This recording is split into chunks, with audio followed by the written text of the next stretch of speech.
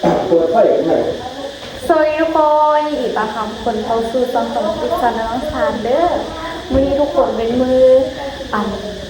ปีใหม่เนาะทุกคนเขาจะมาส่งมาเข้ากับในเท่าเนาะส่งมาในตู้ปีประตูไหลแล้วก็เป็นตู้สี่พร้อมเนาะให้เฮกเกอร์ส่งมาเป็นตู้สี่มื้อนี้เป็นมือปีใหม่เนาะทุกคนเขาก็สิมาสมัครพ่อสมัครแม่แล้วก็พาทุกคนเข้าไปวัดไปส่งน้ำขาวโฟมมือคนมื้อนี้เขาไปซื้อยาใส่เด้อทุกคนสุดท้ายคนมาส่งน้ำผักให้กับพ่อกับแม่เลยโอ้สวยนะคะโอ้มือจังเอามาแกะไปก่อนนี่ปลาซิมันนกพ่อหนุ่มแม่ปลาเซอร์เนี่ยนี่ตะวันบริเซอร์ใหม่เสื้อซินกับเสื้อตัวแม่ลายตัวแม่ซินกับเสื้อปกติกับเสื้อเนาะเสื้อหน่อยว่าเสื้อซินกับเสื้อแล้วก็เสื้อเขาแยกไม่ถูกกันเอากระสีหันคนออกไปซื้อมาพอกับแม่เลยคนเดิมเอาค่ะกองไล่ลงเอง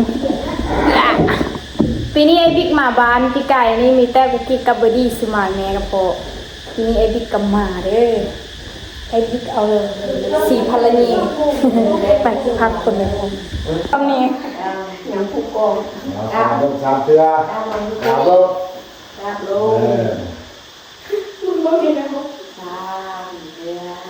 ลูกคันขึ้นก่อนนะโจงเด้อจับไปก่อนฝ่าไม้ปีใหม่ลูกเต่าเลยมาสมมาคารวะผู้เป็นแม่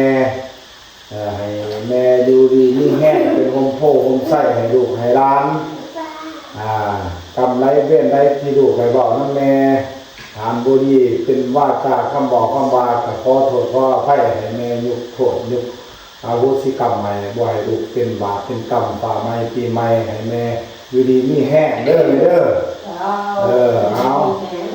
อยู่ดีนี่แห้งทุกคนมีลูกมันยืนเด้อ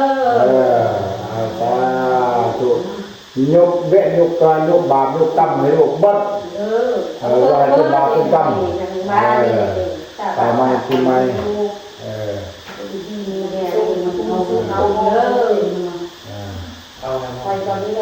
จะเอาแพร่ปัดเขาเลยที่คันวาเนี่ยนะนี่นี่แล้วลูกค่ะลูกค่ะที่บ้านเราต้องเป็นพ่อบ้านบุกที่บ้านบุกที่บ้านเป็นมีกรรมเลยว่าเจ็บมีไว้ก่อนตาบ้าตาใจเดี๋ยวจะไปดูตลอดอะไรตาต่ำดูเขาดีขึ้นรถดูเด้อเด็กน้อยเสียลูกเสียไปตู้เสียเพื่อนเสียให้กันเนี่ยมาอ้ายใครไม่ตู้เสียให้มาอ้ายให้ตัวกลางนะให้ตู้เสียแดงๆก็ได้ไอ้การเนาะเวลาตรงตัวฝังเด้อจะมีตัวน้ำนี่แหละเด้ออยู่สุให้เด้อเลยเด้อเอาไปจะได้เสียแดงๆก็ต้องกินโทษมันนึงยักษ์จะเก็บของเนาะไอโอนโหดส่งโหดน้ำกูเลยยักษ์จะพุ่งโอ้ยเรียนจิ้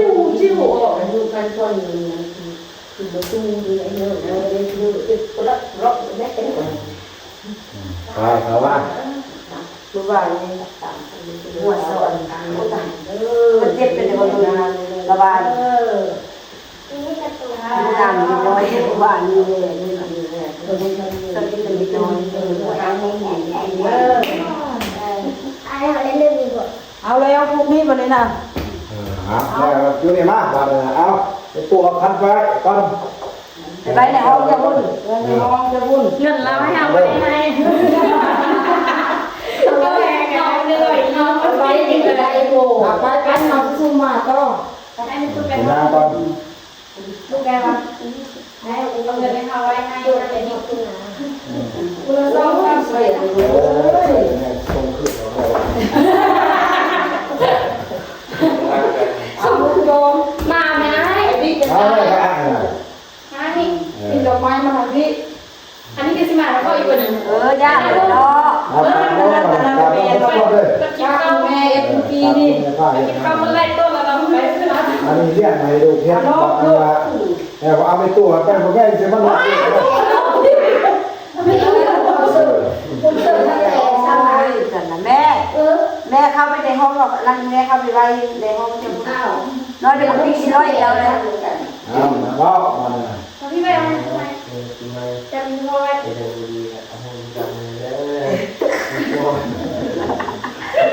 เอาเดี๋ยวดูดีแม่ดูเด้อเลยนะไปเรียนก็เลยรอดปลอดภัยที่ของมันก็ได้เป็นเจ้าเป็นนายเลยลูกเอ้ย แต่แล้วพ่อแม่สิเอายุกเอาโหสิกรรมให้พากันตั้งใจเข้มแข็งสิผมฝ่ายกับแค้นเอามาด้วยฝ่ายกับแค้นมาว่า แต่ก็เรียนอยู่ทางนั้น เข้มแข็งเบิดสุขคนว่าให้อ่อนแน่เรื่อง เพราะว่า เดี๋ยวมันจะการมัดเบิดเนี่ยมัดนะเอาการมัดให้ลูกเอามา มัดไปแรก เอาเรื่องหายกดนี้หายกดนี้หายกดนี้กดเขาเด้อคนทาบุรีเด้อฝ่าไม้ปีใหม่อยู่ดีไม่แห้งบอกให้ฟังพ่อพ่อแม่บ่ต้องยื้อให้อยู่ดีไม่แห้งให้เฮียนเป็นเซ็งให้ได้ให้เจ้าเป็นนายคนนายคนเด้ออยู่ดีไม่แห้งเอามาพิตัวปลายตัวนี้มาเนี่ย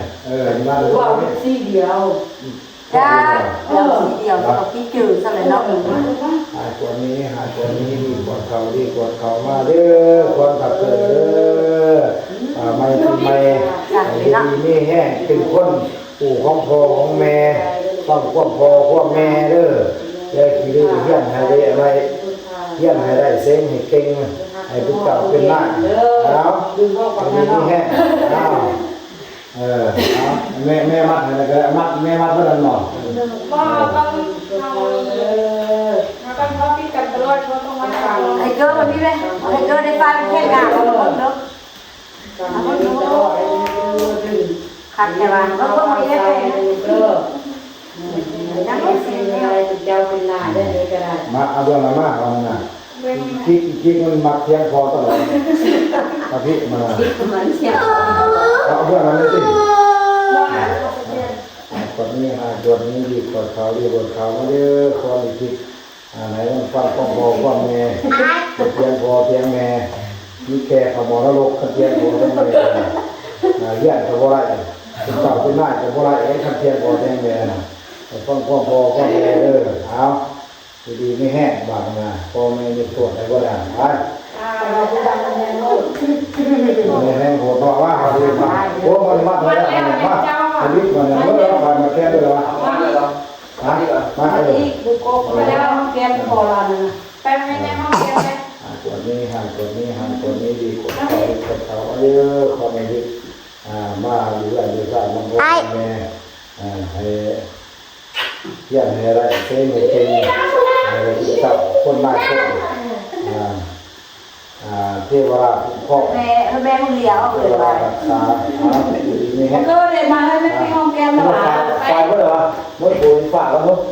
อันก็มาแม่ไปที่ห้องแก้มอ่ะมาพี่เอาพี่นี่มาพี่มาแล้วมันมาแล้ว จูดพูด ตายแล้วฝาดวะ คือทานแล้วก็ลงให้เอ้ย เอาหลังเดี๋ยวเนาะ ในซุ่มแล้วนะ วันนี้ดีกว่า Tay đi qua đây. เยอะ อะไรสติ๊กเล็กบอก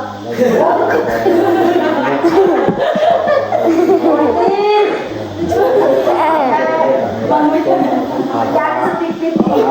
ไม่แห้ง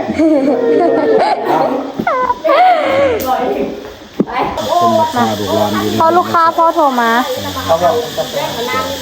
ดีแห้งเอา ส่งพระอยู่เหือนก่อนทุกคนดูสิออกไปเนาะ ฮัลโหล เอาตัวมือมา ว่าเลย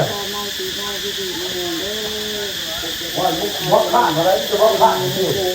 ว่าก่อนว่าข้างเอาเลยว่าข้าง เอามาพุด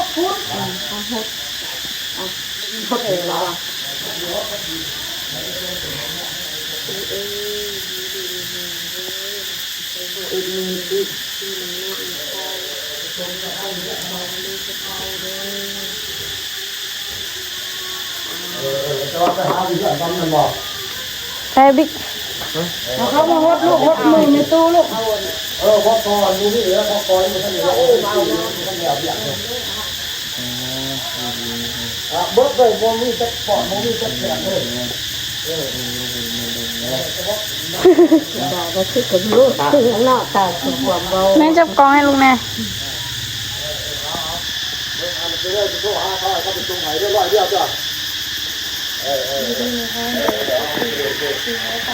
โอ้เอาก่อนเก่าพัดพัดยาแล้วก็ทายออกที่พัดนี่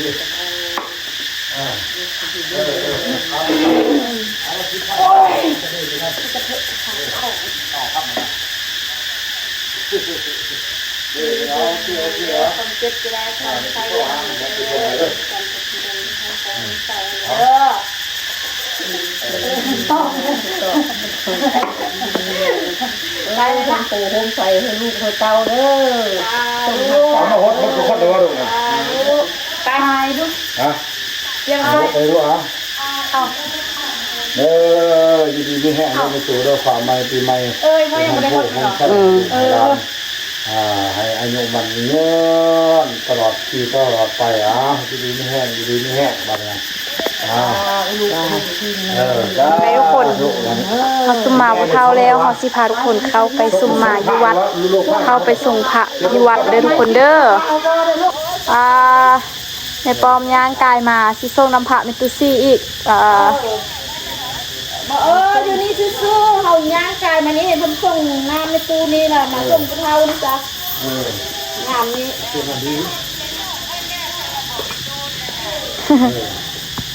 ส่งผู้เฒ่าฮะนะอันนี้ก็คือส่งหน้าผู้เฒ่าของกันมาจังสิแล้วอายุมันเนี่ยคือเพิ่น ได้เอาส้มนี่ก็คือ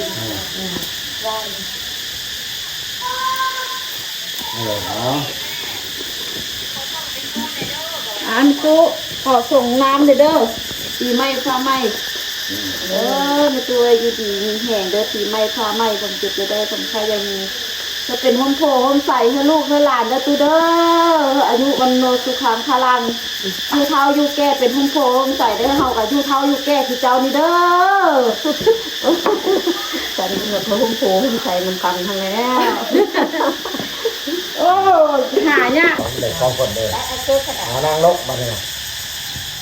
นกเพิ่นมื้อบ้าวัน ฟ้าใหม่ปีใหม่ คอย มาช่วงงานพ่อแม่แม่ดีดีมีแห้งเก็บจะได้ความไทยอย่างนี้ทำเอาไล่นี่แห้งเนาะมันเศร้าทีดีให้มันเศร้านั่นเนาะเด้อเด้อมันเด้อ ไอ้ก็ต้องขึ้นมาที่เขาตีป้าที่18มามาเนี่ยเด้อ เอาว่า เดี๋ยวที่จะได้ เดี๋ยวตักหลายแล้วเดี๋ยวอันนี้เก็บไม่จะได้ แล้วเอาผู้ดีเข้างามอะไรได้มาเอากันนึกเอากระดาษ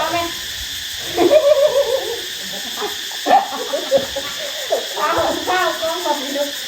ก็ได้จะก็หมดเลยพอแล้วข้าวก็หมอไล่เขาตักไล่ บักเรามันเยอะ มันกันตาแม่ปีแม่คอยแม่มีสุขภาพแข็งแรงเด้อความเจ็บจะได้ความไข้ยังมีเด้อมีขอโทษยึดเที่ยงพอไล่หูสมุดเด้อ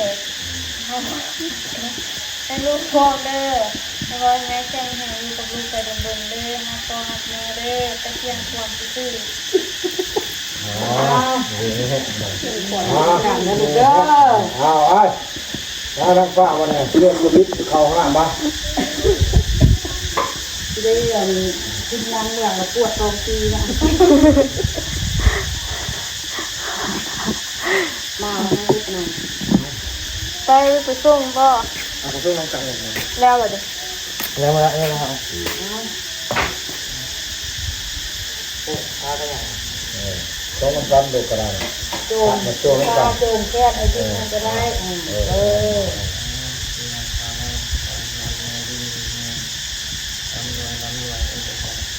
ก้าวหน้าเลยดี ก็ได้ค่ายดีตอนนี้ก็ดีเนี่ย แห้ง แม่ดีกันเลยเด้อ แข่งกันเดี๋ยวต้องคิดต้องเที่ยงกันให้เข้มแข็งเฮ็ดกันด้วยกันเข้มแข็งระยะน้ำส้มไป ไปแล้วเป็นภารกิจ ไปเรื่องพ่อพ่อ วันนี้เราสิพาทุกคนไปวัดแท้แล้วทุกคนป้าทุกคนวันนี้ฮอดขั้นตอนมาอ่านหดพระอยู่วัดแล้ววันนี้นะโอ้อยู่นี่เองหดพระอยู่วัดนะอยู่วัดบ้านเฮานี่มีแต่ซ้ำนี้นี่ละอ้าวป้าบ่เห็นพระไอ้บิ๊กนะอยู่พุ่น เอากับฮอดติก้อนเลยเป็นจักแกงตา ฮอนเนาะทุกคน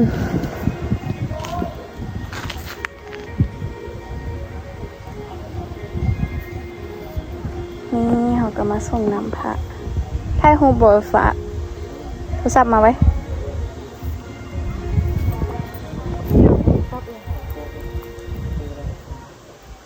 ของคนอยู่รถจ้ะ มาโอ้ยเหี่ยวพอกะเพลงติดลิขสิทธิ์ขน้อยเบิด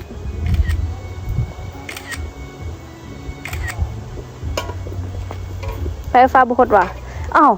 คือเอาจอกขึ้นหนึ่งหัวไปเลย คือว่าเอาดอกไม้ได้ดอกไม้อย่างนี้อะแต่ละปีบุเงียบปานนี้เนาะมาจับกล้องให้พี่ไหม จับห้องหนึ่งนะ เนี่ย เดี๋ยวพิดกันร้อนมาวัด ดอกไม้เหรอไม่ดอกไม้จะสุดจะแบบ เข้าไปแล้วเข้าไปจ้าก่อน เอา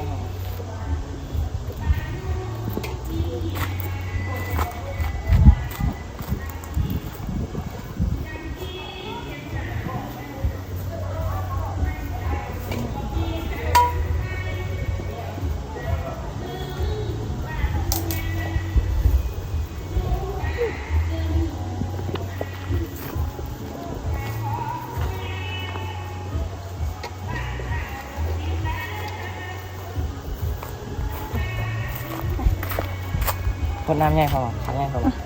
ไปหดทางล่างนำเซมซี ถ้าเจาะเนี่ยเอาไว้ ไม่ได้เข้ามาเซมซีเนาะ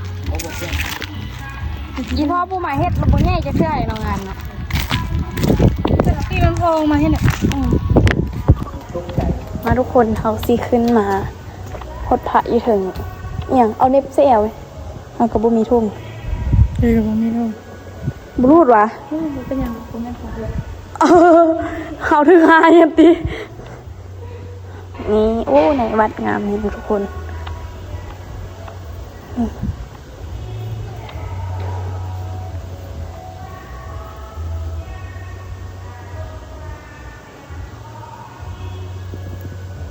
ลูกทุ่งคักคูบานี่ไปขึ้นไปหดพระหดส่งมากระเกียมกลับทุกคน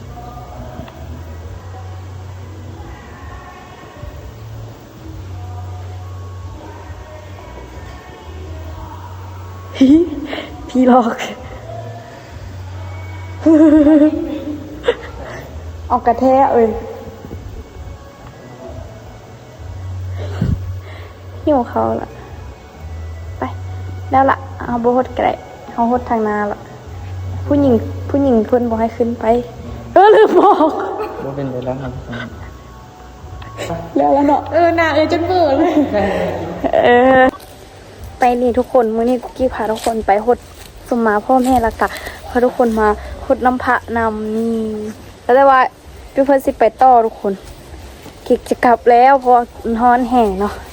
ไฟจับจอกแบบนึงบอกเซฟไปกินได้ส้มหวานๆซะไปทุกคนเดี๋ยวคลิปนี้น้องกุ๊กกี้ขอตัวลาไปก่อนเด้อทุกคนเจอกันในคลิปวิดีโอหน้าเนาะเจอกันในปีหน้าเด้อกับงานเทศกาลบุญปีใหม่นะทุกคนคลิปนี้ไปก่อนบ๊ายบายฝาก